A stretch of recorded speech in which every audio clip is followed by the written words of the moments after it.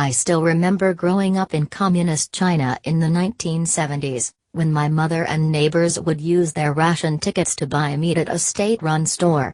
Very little thought went into shopping because there was not much to buy.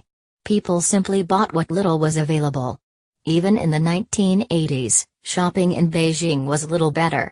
Back then, shopping was just something you had to do to get what you needed.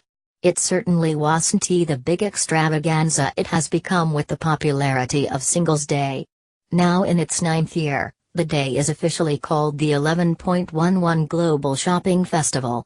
11.11 stands for the 11th of November when it is held. The two numbers were chosen to symbolize wishes by single people to be in a relationship, as two 11s next to one another appear like two couples. It was originally a non-commercial festival started by male college students who didn't have a girlfriend. They created a day to get together to celebrate bachelorhood. But the Chinese retailer Alibaba caught onto it and has turned it into the largest online shopping day in the world. Alibaba says more than 1 million retailers worldwide are participating this year, including the U.S. department store Macy's. They say that last year's sales amounted to $18 billion, £14 billion. This year's total has already surpassed this. And here's what impressed me the most: Alibaba handled 175,000 transactions every second during a peak period in last year's Singles Day. As I digest these figures, my mind flashed back to childhood images of everyone wearing the same style of button-down shirts and elastic-waisted baggy trousers, so-called Mao suits. We were lucky if we got a set of new clothes once a year.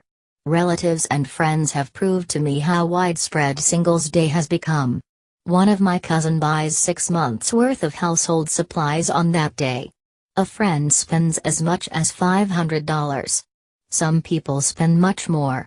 So what happened to bring about this dramatic change in China? I attribute it to Chinese people's strong sense of curiosity and willingness to try new things.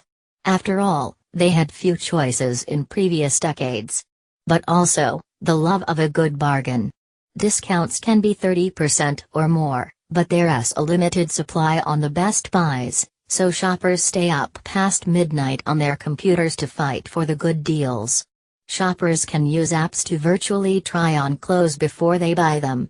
Ahead of Singles Day there are a lot of events, including a 4-hour fashion show. Viewers on their mobile phone can immediately make online purchases of the clothes they see the models wearing. Local shops can deliver to their door. But whatever happened to the traditional Chinese values I was raised on: thriftiness, frugality, and getting by with what you have? They have been shoved aside. At least by some well-to-do and increasingly wasteful middle-class urban dwellers. Some people have become so hooked on materialism that they have become credit card slaves, owing huge debts. Regardless, Singles Day is a wake-up call for the rest of the world, especially companies wanting to sell to Chinese people. They've got to do things the Chinese way if they want to win them over.